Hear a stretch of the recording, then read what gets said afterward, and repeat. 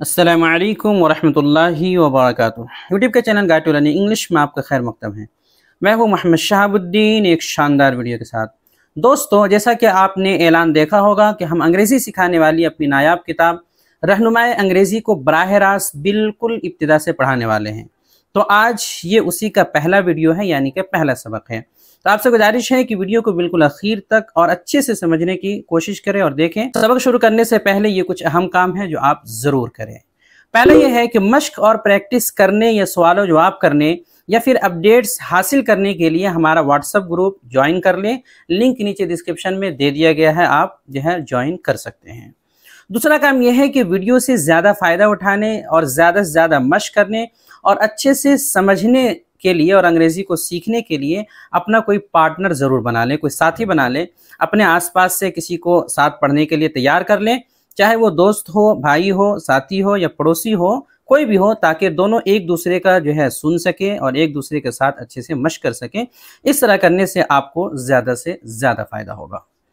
तीसरा काम यह है कि अगर आपके पास किताब है, हमारी ये किताब जो सामने दिख रही है आपको स्क्रीन पे, रहनुमाए अंग्रेज़ी, अगर ये किताब आपके पास है तो उस किताब को सामने रख करके आप पढ़ें और सामने रख करके वीडियो देखें तो ज़्यादा फ़ायदा होगा। और अगर नहीं है तो फिक्र करने की ज़रूरत नहीं है। नीचे डिस्क्रिप्शन में जो है आज के सबक का PDF फाइल बना दिया गया है, आप जाकर डाउनलोड कर सकते हैं। और हमेशा हर सबक का फाइल ऐसे ही पहले डाउनलोड कर लिया करें, वो आपको हर वीडियो में मिल जाया करेगा, फिर पढ़ें। या कम से कम वीडियो देखने के बाद एक मरतबा किताब या PDF फाइल आप ज़रूर पढ़ा करें। चौथा काम जो है वो करने का वो ये है कि सवालात के जवाबात अपनी कॉपी में लिखने की आदत डालें, ज़रूर लिखें और उसको अगले वीडियो में आने वाले मुनासिब जवाब से मिला लिया करें कि आपने कितना सही और कितना गलत लिखा है। अगले वीडियो में पिछले वीडियो के सवाल का जवाब भी आपको मिल जाया करेगा, तो उससे मिला लिया करें ताकि आपका कम से कम 60 से 70% जो आपने लिखा है वो दुरुस्त हो सके। तो चलिए बिला ताख़ीर शुरू करते हैं। बिस्मिल्लाहिर्रहमानिर्रहीम। दोस्तों, मैंने ये किताब सामने रख ली है, आपके पास किताब है तो आप भी रख सकते हैं और वैसे पढ़ सकते हैं। ये इस किताब का के सफ़ा नंबर 25 है जो आप स्क्रीन पे देख सकते हैं। यहीं से सबक की शुरुआत हो रही है। उससे पहले जो चीज़ें हैं वो कुछ तमहीदात वगैरह है और अहम हिदायत वगैरह और जो फहरिस्त वगैरह होती है वो सब हैं, तो हमें उससे मतलब नहीं है, हमें सबक शुरू करना है डायरेक्ट। तो यहाँ जो पहला सबक है वो सबक सफ़ा नंबर 25 में है।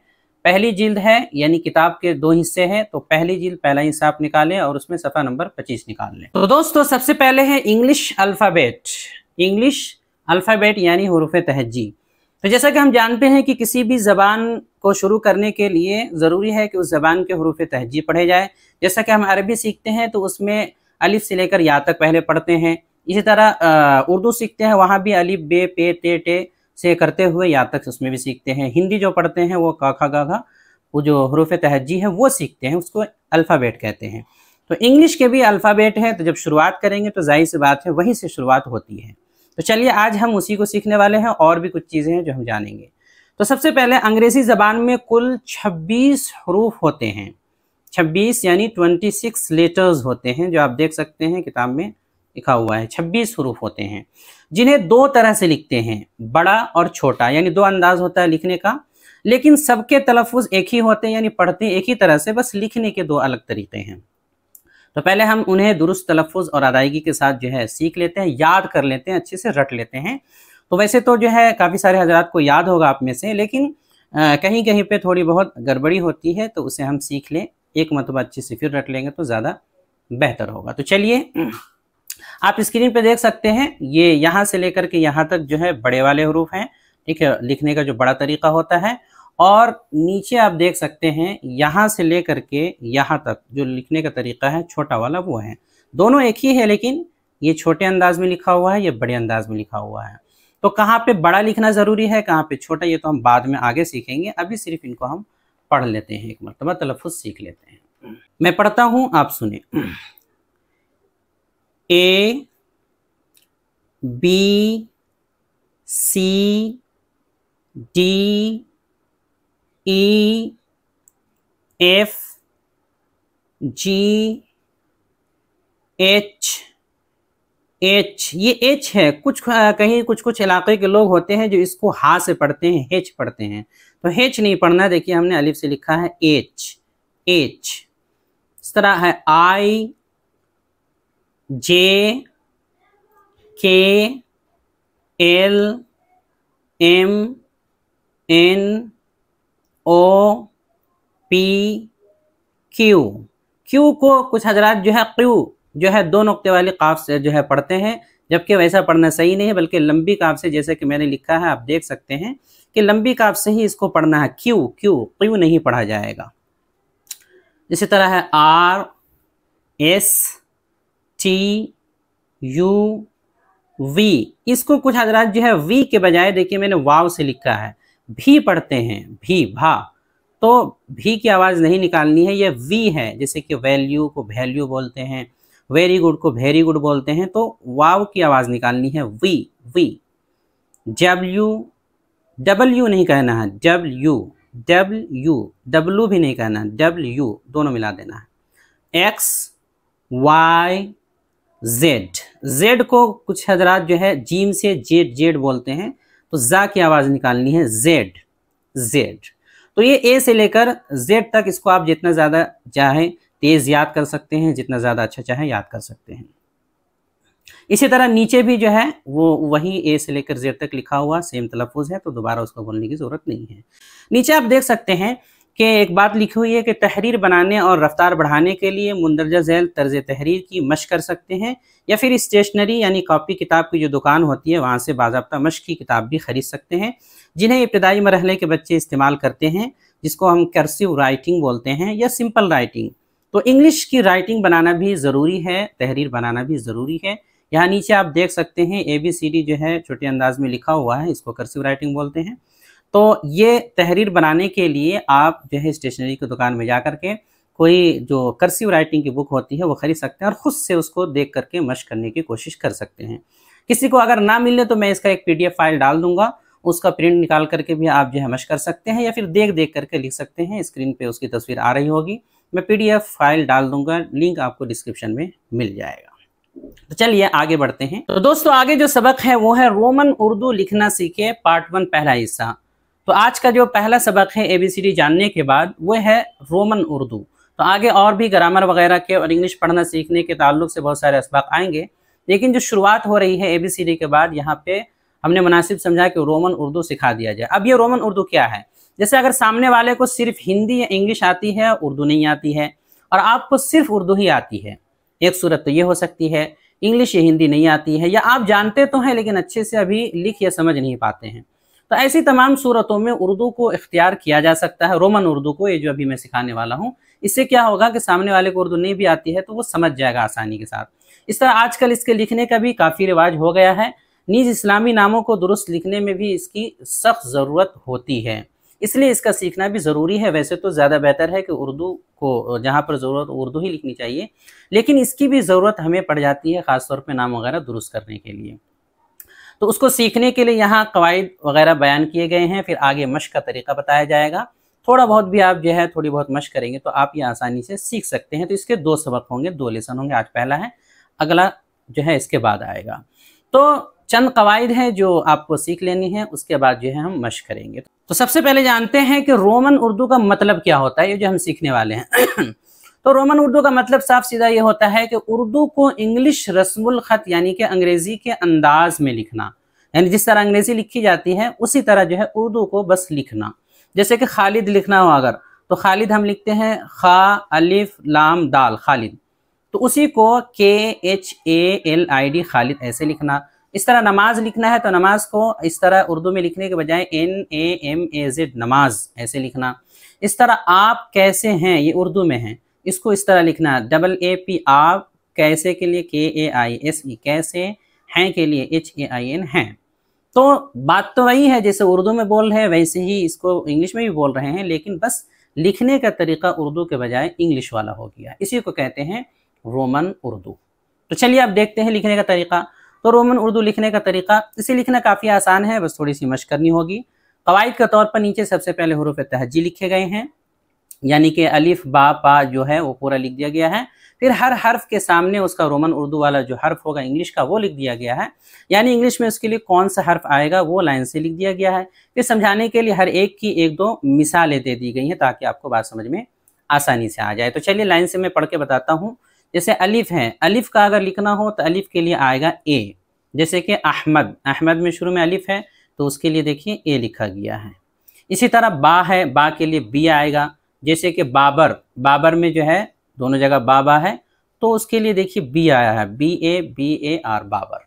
इसी तरह पा है तो पा के लिए पी आएगा, जैसे पत्थर में शुरू में पा है तो पी लिख देंगे पत्थर। ता के लिए टी लिखते हैं, जैसे कि तस्लीम नाम होता है तो ता है तो उसके लिए टी लिखेंगे। इसी तरह टा है तो ता टा दोनों के लिए इंग्लिश में टी ही आता है और लेटर नहीं है, तो उसके लिए भी टा के लिए टी आएगा। जैसे मटर में बीच में टा है तो यहाँ देखिए टी लिखा गया है, मचर। इसी तरह सा है तो सा के लिए एस लिखते हैं, जैसे कि साकिब किसी का नाम हो तो सा है तो एस लिखेंगे, जैसे साकिब। इस तरह जीम के लिए जे लिखेंगे, जैसे कि जमील किसी का नाम है, शुरू में देखिए जीम है तो जे लिखेंगे उसके लिए। चा, चा के लिए सी एच लिखते हैं, सी एच, जैसे कि चांद किसी का नाम है तो चांद में शुरू में चा है इसलिए सी एच लिखेंगे। इसी तरह हा देखिए, हा के लिए किसी भी तरह के हा के लिए एच ही आता है और दूसरा ऑप्शन नहीं है, जैसे कि हसीब किसी का नाम हो तो शुरू में हा है, एच लिखेंगे। इसी तरह खालिद, खा के लिए के एच आता है, जैसे कि किसी का नाम खालिद हो तो शुरू में खा है तो के एच लिखेंगे। इसी तरह दाल, दाल के लिए डी आता है, जैसे कि दिलशाद, तो दोनों जगह दाल दाल है, शुरू में भी डी लिखा, लास्ट में भी डी लिखे। इसी तरह डाल के लिए भी डी ही आएगा, दूसरा ऑप्शन नहीं है, तो जैसे कि डोल में शुरू में डा है तो डी लिखा गया है। जाल के लिए या जा के लिए, ज़ात के लिए, सबके लिए जेड आता है, जैसे कि जकी किसी का नाम हो तो देखिए उस जाल के लिए जाल की जगह जेड लिखा गया है। आर के लिए, रा के लिए आता है आर, जैसे कि राशिद किसी का नाम हो तो आर लिखेंगे। इसी तरह ड़ा होता है एक, ड़ा के लिए जो है आप चाहे तो आर भी लिख सकते हैं और चाहे तो डी भी लिख सकते हैं, दोनों ऑप्शन चल जाता है। जैसे कि मोड़, मोड़ बोलते हैं, मोड़ जो होता है तो उसके लिए यहाँ ड़ा आया है तो एम ओ आर, आर भी लिख सकते हैं और डी भी लिख सकते हैं। जा के लिए जेड लिखते हैं, जैसे कि जाहिद में शुरू में जा है तो जेड लिखे हैं। इसी तरह 3 नुक्ते वाली एक जा होती है, जा, तो उसके लिए भी जेड ही आएगा, जैसे कि मुजदा में देखिए तो उसके लिए जेड लिखा गया है। सीन के लिए एस आएगा, जैसे कि सलमान तो एस लिखा गया है। शीन के लिए, बड़ी शीन के लिए एस एच लिखेंगे, जैसे शमशाद में दोनों जगह जो है बड़ी शीन है तो यहाँ भी देखिए एस एच और बीच में एस एच लिखा गया है। स्वाद के लिए भी एस ही आएगा, जैसे कि स्वादिक किसी का नाम है तो एस लिखेंगे। जैसे इसी तरह ज़ाद के लिए जेड भी लिख सकते हैं सिर्फ, और डी एच भी लिख सकते हैं, ये भी लिखा जाता है, कहीं कहीं पे सिर्फ डी भी लिखा जाता है। जैसे ज़मीर बोलना हो तो ज़ाद है तो आप जेड से भी लिख सकते हैं और ऐसे डी एच से भी लिख सकते हैं। तो के लिए टी आता है, जैसे कि तारिक तो टी लिखा गया है। ज़ा के लिए जेड आता है, जैसे कि ज़फ़ीर में ज़ा है तो उसके लिए जेड लिखा गया है। इस तरह ऐन है तो ऐन के लिए यह है कि ऐन में जैसी हरकत होगी वैसा इसमें लेटर आएगा, जैसे कि ऐन में अगर जो है ज़बर है तो ए आएगा, पेश है तो यू आएगा, और अगर ज़ेर है इसमें तो आई लिखेंगे। जैसे कि मिसाल लेते हैं अली अगर किसी का नाम है तो अली में ज़बर होगा ऐन पे तो देखिए ए लिखा गया है। उमर किसी का नाम होगा तो उस पर पेश है इसलिए यू लिखा गया है। इमरान किसी का नाम होगा तो देखिए इसके नीचे ज़ेर है तो आई लिखा गया है। तो जैसी हरकत होगी वैसे ही लिखेंगे लेटर। आगे है गैन, तो गैन के लिए जी भी लिख सकते हैं, जी एच भी लिख सकते हैं, दोनों चलेगा। जैसे कि गालिब किसी का नाम हो तो उसमें जी भी सिर्फ लिख सकते हैं और जी एच दोनों चलेगा। फ़ा के लिए एफ़ लिखेंगे, जैसे कि फ़ारूक, फ़ा शुरू में है इसलिए एफ़ लिखा गया है। क़ाफ़ के लिए क्यू लिखेंगे, क्यू का तलफ़ुज़ क़ाफ़ नहीं होता बल्कि ये फ़र्क करने के लिए उर्दू में, अरबी में 2 तरह के क़ाफ़ होते हैं, क़ाफ़ और काफ़, इसीलिए ये जो 2 नुक्ते वाली क़ाफ़ होती है उसमें उसके बताने के लिए यहाँ पर क्यू लिखा जाता है। जैसे कि कासिम किसी का नाम हो तो उसमें क्यू लिखेंगे। इसी तरह काफ, लंबी काफ के लिए के लिखेंगे, जैसे कि करीम किसी का नाम हो तो के लिखा गया है। गाफ के लिए जी लिखेंगे, जैसे कि रंग, जी लिखा गया है। लाम हो तो उसके लिए एल लिखेंगे, जैसे कि लुकमान में एल है, शुरू में लाम है। इसी तरह मीम के लिए एम होगा, जैसे कि मुस्लिम में मीम है, शुरू में लास्ट में भी है तो एम लिखा गया है। नून के लिए एन आएगा, जैसे कि नसीम किसी का नाम हो तो एन लिखा गया है। अगर नून गुन्ना हो तो उसके लिए भी एन ही आएगा, जैसे कि जहां और जंग, तो जहां में लास्ट में नून गुन्ना है तो एन लाए हैं। जंग में भी देखिए नून गुन्ना है तो एन लाया गया है। इस तरह वाव के लिए डब्ल्यू भी लिख सकते हैं, वी भी लिख सकते हैं, दोनों चलेगा। जैसे कि वसीम या तनवीर, तो वसीम में डब्ल्यू लिखा गया है, तनवीर में वी लिखा गया है, दोनों चलेगा। हा के लिए एच लिखेंगे, जैसे कि हमदर्द किसी का नाम हो, ये हमदर्द लिखते हैं, जैसे कि यहाँ देखिए एच लिखा हुआ है। दुचश्मी हा अगर है तो उसके लिए भी एच ही आएगा, जैसे आँख में लास्ट में दुचश्मी हा है तो एच लिखा गया है। इसी तरह हमज़ा है तो हमज़ा का मामला भी ऐन ही की तरह है कि अगर ज़बर है इसमें तो ए, पेश है तो यू और ज़ेर है तो आई। जैसे कि अगर इंशाअल्लाह बोलना है तो इस पर ज़बर है तो इंशाअल्लाह ए लिखा गया है। ज़काउल्लाह अगर किसी का नाम है तो इसमें पेश है तो यहाँ पर यू लाया गया है। आइंदा बोलना है तो आइंदा में हमज़ा के नीचे ज़ेर है तो आई लाया गया है। इसी तरह अब आगे है या, तो या अगर लिखना है इस तरह के एक या है तो उसके लिए वाई लिखेंगे, जैसे कि यासिर या लिखा गया है वाई। लेकिन एक या होती है लंबी या, मजहूल या मजहूल भी कह सकते हैं, तो इसके लिए वाई नहीं लिखेंगे, इसके लिए ई आता है, एक ई लिखेंगे। जैसे कि क्योंकि इसका तलफ़ुज़ ए होता है ए, जैसे कि मेरे, तो मेरे में यहाँ भी ए की आवाज़ है, यहाँ भी ए की आवाज़ है, तो दोनों जगह ई लिखा गया है, एम ई में आर ई रे ई, लंबी या के लिए ई लिखेंगे। तो ये पूरे जो है अलिफ से लेकर के या तक मुकम्मल हो गए हैं। आगे हम देखते हैं कुछ मुश्तरक हरूफ हमारे सामने आए हैं, यानी कि कई हरूफ के लिए अंग्रेजी का एक ही लेटर सामने आया, जैसे कि ता, टा, ता, इन तीनों के लिए सिर्फ टी लिखना है। सा, सीन, साद, इन तीनों के लिए एस लिखना है। इसी तरह दाल, जा और 3 नुक्ते वाली जा और ज़ाद और ज़ा, इन चारों पांचों के लिए सिर्फ जेड आएगा। ऐन है तो उसमें भी ऐन या हमज़ा दोनों के लिए जैसी हरकत होगी, ज़बर है तो ए, पेश है तो यू और ज़ेर है तो आई। इसी तरह हा और तुचश्मी हा, तीनों के लिए एच लिखा जाएगा। दाल, डाल, इन दोनों के लिए सिर्फ डी लिखा जाएगा। तो मुश्तरक हरूफ का मतलब ये है। अब आगे देखते हैं कि हरकात व सकनात। उर्दू अरबी में तलफ़ुज़ बदलने के लिए ज़बर ज़ेर पेश वगैरह का अलग से इस्तेमाल होता है, चाहे उर्दू में बहुत कम ज़रूरत होती है, ताहम माना जाता है, एक तरह हम समझते हैं कि इसमें ज़बर ज़ेर पेश वगैरह है, लेकिन इंग्लिश में हरूफ यानी लेटर से ही इनका काम लिया जाता है। ये जो ज़बर ज़ेर पेश वगैरह का काम लेटर से ही लिया जाता है, अलग से नहीं लगाते हैं कुछ, इसलिए इनका भी समझ लेना ज़रूरी है। तो यहाँ जो है तमाम हरकात व सकनात लिख दिए गए हैं। जैसे ज़बर है या खड़ा ज़बर है तो उसके लिए सिर्फ एक ए लाएंगे, जैसे कि ज़फ़र, ज़फ़र के ऊपर देखिए एक ज़बर है, तो ज़फ़र में ज़ा लिखने, जेड लिखने के बाद ए भी लाया गया है।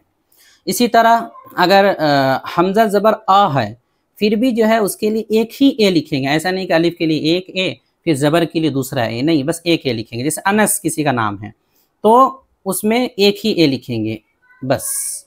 इस तरह अलिफ मद्दा अगर है आ तो उसके लिए एक ए भी लिखते हैं, डबल ए भी लिखते हैं, जहाँ जैसी ज़रूरत हो। जैसे आदम बोलना हो तो आदम में अलिफ मद्दा है तो हम डबल ए से भी लिख सकते हैं, लेकिन इसको एक ए से भी आमतौर पे लिखा जाता है। ज़ेर अगर है या खड़ी ज़ेर है, दोनों सूरतों में सिर्फ आई आएगा, जैसे कि फिरदौस, फा के नीचे ज़ेर है तो एफ लिखने के बाद आगे आई जो है ज़ेर के तौर पे लगाया गया है। इस तरह हमज़ा ज़ेर ई है तो भी सिर्फ एक आई लिखेंगे। जैसे इस्लाम, इस्लाम में देखिए अलिफ है उसके नीचे ज़ेर है, हमज़ा ज़ेर ए भी ई भी कह सकते हैं, तो उसके लिए एक आई लाया गया है, देखिए इस्लाम। इस तरह अगर या मद्दा है ई खींच के जो बोलते हैं ई, तो उसके लिए डबल ई लाना है, जैसे कि सलीम तो डबल ई लाया गया है। अगर ए है ए ऐसे लंबी या, जैसे कि ऊपर बताया है, तो उसके लिए एक ई आएगा, जैसे कि ने, उस ने बोलते हैं ना, तो उसमें एन ई ने लगाया गया। इसी तरह ए ऐसे लिखा हुआ अगर या ऐसी आवाज़ आ रही है तो भी एक ही ई लगाएंगे, दो नहीं लगाएंगे। जैसे कि एक बोलते हैं तो एक में ये या जो है बज़ाहिर ऐसा लग रहा है 2 नुक्ते वाली है तो या मद्दा वाली या होनी चाहिए, नहीं, ये मजहूल है, एक ही आवाज़ है, इसलिए एक ए लाएंगे, यहाँ एक ई लिखेंगे बस। इस तरह ए है, ए की आवाज़, इसको यालीन बोलते हैं, या जिससे पहले ज़बर हो, तो ए की आवाज़ हो तो उसके लिए चाहे तो आप ए ई लिख सकते हैं या ए आई लिख सकते हैं, दोनों सही है। जैसे जैद किसी का नाम है, इस तरह आवाज़ किसी के नाम में हो रही हो, जै जै ए करके, तो देखिए Z के बाद AI लिखा गया है, चाहे तो AE भी लिख सकते हैं। इस तरह पेश अगर है तो पेश हो या उल्टा पेश हो, दोनों सूरतों में यू लाएंगे। जैसे कि उस्मान इसके ऊपर पेश है, या नुसरत पेश है तो यू लाया गया है। इसी तरह हमजा पेश ऊ है तो भी सिर्फ यू लिखेंगे। जैसे कि उसैद अलिफ है उसके ऊपर पेश है, या कह सकते हैं हमजा पेश ऊ है तो सिर्फ यू लाया गया है। इसी तरह आओ वाव लीन है, वाव से पहले ज़बर हो, कोई भी हो लेकिन ज़बर होना चाहिए वाव से पहले, तो उसको कहते हैं वाव लीन आओ। तो उसके लिए ए यू लिखेंगे। जैसे कि औसत, औसत में देखिए औ की आवाज़ है तो ए यू लिखा गया है। औरत, औरत में भी औ की आवाज़ है इसलिए ए यू लिखा गया है। इसी तरह एक होता है वाव मारूफ, वाव मद्दा खींच के बोलते हैं, तो इसके लिए डबल ओ लिखेंगे। जैसे गफूर तो खींच के बोल रहे हैं इसलिए डबल ओ लिखेंगे। इसी तरह वाव मजहूल होता है ओ, उसके लिए ओ लिखेंगे। जैसे कि अनमोल, अनमोल नहीं है अनमोल, तो उसके लिए एक ओ लिखेंगे। कशकोल एक ओ लिखेंगे। एक है तशदीद, तो किसी भी हर्फ को जो है आप डबल कर दें, दो कर दें, दो मरतबा लिख दें तो तशदीद की आवाज़ हो जाती है, तशदीद का काम हो जाता है। जैसे कि अगर मुझे बोलना हो रस्सी तो सीन में तशदीद है तो डबल एस कर दिए। अम्मी, मीम में तशदीद है डबल एम कर दिए, हो गया। अगला और आखिरी है जज्म, तो इंग्लिश में जज्म के लिए जो है कुछ नहीं लिखना होता है, ये ऐसे ही रहेगा क्योंकि जज्म में अलग से कुछ लगाने की ज़रूरत ही नहीं होती है। जिस तरतीब से बताया गया है उसमें सारा काम जज्म का अपने आप हो जाता है। आगे बढ़ते हैं। अगला और आखिरी है हा, यानी दुचश्मी हा से मिलकर बनने वाले हरूफ के लिए एच होगा। ये दुचश्मी हा से मिलने वाले बहुत सारे हरूफ होते हैं हिंदी के, उसके लिए एच लिखा जाएगा। जैसे कि यहाँ देख सकते हैं हिंदी के ये सब जो है हरूफ हैं, भा, था, धा, झा, खा, ना, ठीक है, फा, ठा, धा, ढा, झा, घा, ये सारे के सारे जो है हिंदी के हैं, तकरीबन उसी से आए हैं, तो इनको भी जान लेना ज़रूरी है। बहुत आसान है, बस एच लगा दीजिए आप, काम हो जाएगा। जैसे भा बोलना है तो उसमें बी के बाद एच लगा दीजिए, भा, जैसे कि भाभी, बी एच लगा दिए। फा है तो पी एच लगा दिए, जैसे फूफी। हाँ, इसी तरह था है तो टी एच लगा दिए, जैसे हाथी। ठा है तो टी एच लगा दिए, जैसे ठोकर। हाँ, टी एच लगा दिए। धा है तो डी एच लगा दिए, जैसे कि दूध। ढा है तो डी एच लगा दिए, जैसे कि ढोल। झा के लिए जे एच लगा दिए, जैसे झाड़ू। इसी तरह जो है छा के लिए सी डबल एच लगाना है, चूँकि चा के लिए सी एच है और एक और एच लगा देंगे तो छ, जैसे कि छत तो सी डबल एच। खा के लिए के एच, जैसे खाना। घा के लिए जी एच, जैसे कि घड़ी। और इसी तरह नहा के लिए एन एच, जैसे कि नन्हा, मुन्ना बोलते हैं। तो दुचश्मी हा के लिए बस एच लगाएंगे तो काम हो जाएगा। तो ये आज का सबक था जो जिसमें कवायद जो है रोमन उर्दू के ताल्लुक से बयान किए गए हैं। अब आगे के सबक में हम सीखेंगे कि कैसे उन कवायद को जानने के बाद कैसे एक एक लफ्ज़ को बनाने की मशक करनी है, कैसे जो है जोड़ना है, बड़ा बड़ा कैसे बनाना है। आज चूँकि सबक हो गया है तो उसके ताल्लुक से यहाँ सवालात दिए जा रहे हैं, मश्क तमरीन मश्क करना ज़रूरी है। इसका जवाब, मुनासिब जवाब अगले सबक में आपको बता दिया जाएगा। सवालात क्या है देख लें। पहले सवाल ये है कि रोमन उर्दू का क्या मतलब होता है, ये बताएं। ये रोमन उर्दू को आप अपने अंदाज में समझाएं, शुरू में बताया गया है। दूसरा यह है कि हा और चश्मी हा, इन तीनों के लिए इंग्लिश में कौन सा लेटर आएगा वो आपको लिख करके बताना, देखना है। इसी तरह ए यानी यालीन की आवाज़ के लिए और औ यानी वावलीन की आवाज़ की एक एक मिसाल अपनी तरफ से बताएं। जैसे कि हमने मिसालें बताई थी औसत, औरत, है ना। इसी तरह जैद, उसैद, ए की आवाज़ आ रही है तो वैसी मिसालें एक दो अपनी तरफ से लिखें। इसी तरह सवाल नंबर 4 है झ और छा को कैसे लिखेंगे वो लिख करके बताएं। तो जवाब आपको कैसे लिखना है, पहले सवाल नंबर 1 लिखना है, फिर उसके आगे नीचे जवाब, फिर सवाल नंबर 2, फिर जवाब, सवाल नंबर 3 जवाब, सवाल नंबर 4 फिर जवाब, वैसे लिख करके कॉपी में रख लेना है। और अगले वीडियो में जो जवाब मुनासिब दिखाया जाएगा उससे आप मिला लीजिएगा कि सही है या गलत। तो आज के लिए इतना ही रखते हैं, बकिया आइंदा इंशाअल्लाह। वीडियो देखने के लिए आपका बहुत शुक्रिया। चैनल को सब्सक्राइब करें, स्क्रीन पे आ रही ये वीडियो ज़रूर देखें। अस्सलामु अलैकुम व रहमतुल्लाहि व बरकातुहू।